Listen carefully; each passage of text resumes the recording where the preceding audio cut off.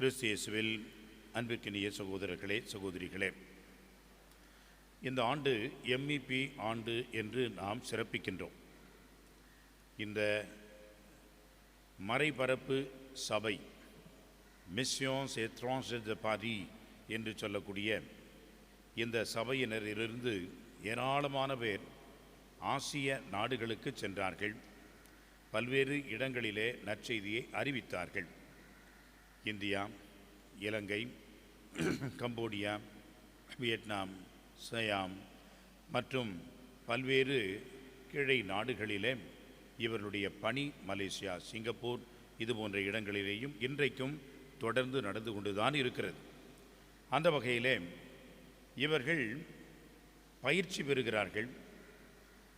தங்களுடைய அறிவை அவர்கள் வளர்த்து கொள்கிறார்கள். அவர்களுடைய அந்த மறைபரப்புக்கு தங்களையே தயாரித்து கொள்கிறார்கள். இந்த தயாரிப்பின் கட்டம் கடைசி நிலை வந்த பிறகு அவர்களுக்கு ஒரு வருடம் முன்னதாகவே எந்த நாட்டிற்கு அவர்கள் செல்ல வேண்டும் என்று குறிக்கப்படுகிறார்கள். அன்புக்குரியவர்களே, அவர்களும் விரும்பி நான் இந்த நாடு செல்ல வேண்டும் என்று அவர்கள் கேட்க மாட்டார்கள். எந்த நாட்டிற்கு அவர்கள் செல்ல வேண்டும் என்று சொல்லப்படுகிறதோ அந்த நாட்டிற்கு அவர்கள் செல்வார்கள். அந்த வகையிலே அவர்களுக்கு கொடுக்கப்படுகின்ற அந்த இடத்திற்கு மறுக்காமல் செல்வார்கள். அதற்காகத்தான் நீண்ட நெடிய ஒரு பயிற்சியை அவர்கள் மேற்கொண்டார்கள்.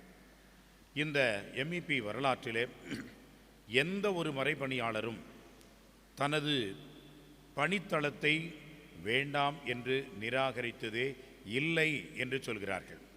எத்தனை ஆயிரம் மறைபணியாளர்கள் இந்த ஒரு சபையிலிருந்து வந்திருப்பார்கள். ஆனால் அத்துணை பேரும் அவரவர்களுடைய பணியை ஏற்றுக்கொண்டுதான் சென்றார்கள். அதில் ஒருவர் மட்டும்தான், அதுவும் குறிப்பாக நம்முடைய நாட்டிலிருந்து சென்று சேர்ந்தவர் தான் அதை வேண்டாம் என்று அதிலிருந்தே விலகி சென்று விட்டார் என்றும் சொல்வார்கள். அன்புக்குரியவர்களே, எதற்கு இதை சொல்கிறேன் என்று சொன்னால், கடவுளுடைய திட்டத்திற்கு கீழ்ப்படிந்து செல்பவன் தான் உண்மையான மறைபணியாளர். இது வேண்டும், இது வேண்டாம் என்று நாம் நினைத்து செல்கின்றவர்கள் அவர்களுடைய சொந்த எண்ணத்தின்படி நினைக்கின்றவர்கள். அந்த வகையிலே தான் இன்றைக்கு முதல் வாசகத்திலேயும் நற்செய்தி வாசகத்திலேயும் ஒரு இறை வாக்கினரை நாம் சந்திக்கின்றோம். அவர் பெயர் யோனா. யோனாவை ஆண்டவர் அனுப்புகின்றார். யோனா நினிவேக்கு அனுப்பப்படுகிறார். யோனாவுக்கு அது பிடிக்கவில்லை. எனவே அவர் போக விரும்பவில்லை. எனவே அவர் என்ன காரணம் அவருடைய உள்ளத்திலே கொண்டிருக்கிறார் என்று சொன்னால், 2 காரணங்கள். ஒன்று, இந்த நினிவே மக்கள் புறவினத்தார், யூதர்கள் அல்ல. எனவே புறவினத்தார் நடுவிலே நான் நற்செய்தியை, மனமாற்றத்தை இறைவனுடைய சார்பாக அறிவிக்க விரும்பவில்லை என்று தன்னுடைய உள்ளத்திலே ஒரு முன் சார்பு தன்மை கொண்டவராக இருந்தவர். 2வது காரணம், இந்த மறைபரப்பு, இந்த நற்செய்தி அறிவிப்பு மிக குறிப்பாக அவனுடைய மனமாற்றத்தினுடைய செய்தியை எப்படி மக்கள் எடுத்துக்கொள்வார்கள் என்று அவருக்கு சற்று அச்சம், தயக்கம். எனவே அந்த தயக்கத்தினால் அவர் அந்த பணியை ஏற்றுக்கொள்ள மறுக்கிறார். எனவே அவருக்கு பிடிக்கவில்லை என்பதனால் அவர் அதை ஒதுக்கிவிட நினைக்கின்றார். இருப்பினும் அவர் என்ன செய்கின்றார்? அவரிடமிருந்து, ஆண்டவரிடமிருந்து, அவருடைய கண்களிலிருந்து அவர் ஓடி போகின்றார். ஆனால் கடவுள் அவரை பிடித்து திமிங்கலத்தின் வாயிலே நுழைத்து அந்த வயிற்றிலே 3 நாட்கள் இருக்கச் செய்து நினிவேக்கு அனுப்புகின்றார். அன்புக்குரியவர்களே, இங்கே நினிவே மக்கள் மனம் திரும்பினார்கள் என்று சொல்லப்படுகிறது.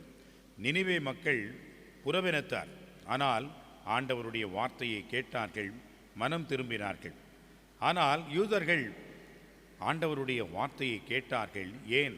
ஆண்டவரையே பார்த்தார்கள். அவருடைய புதுமையை அவர்கள் அன்றாடம் கண்டார்கள். ஆனால் மனமாற்றம் அடையவே இல்லை. எனவே இந்த நினிவேவுக்கு சென்ற யோனா அடிப்படையிலே மனமாற்றத்தை அறிவித்ததோடு மட்டுமல்லாமல் மிகப்பெரிய ஒரு மாற்றத்தையும் மனமாற்றத்தையும் உருவாக்கியதோடு அவர்களுக்கு மீட்பையும் இறை இரக்கத்தையும் கொடுக்கின்றார். அன்புக்குரியவர்களே, இதில் முதலாக நாம் கவனிக்க வேண்டியது என்னவென்று சொன்னால், முதலிலே யோனா மனமாறுகிறார். நினிவே மக்கள் மனமாறினார்கள் என்பதை விட யோனா மனமாறினார். யோனா கடவுளுடைய திட்டத்தை ஏற்றுக்கொண்டார். யோனா கடவுளுடைய கட்டளைக்கு கீழ்ப்படிந்தார். யோனா மாட்டேன் என்று சொன்ன வார்த்தையை போகிறேன் என்று மாற்றிக்கொண்டார்.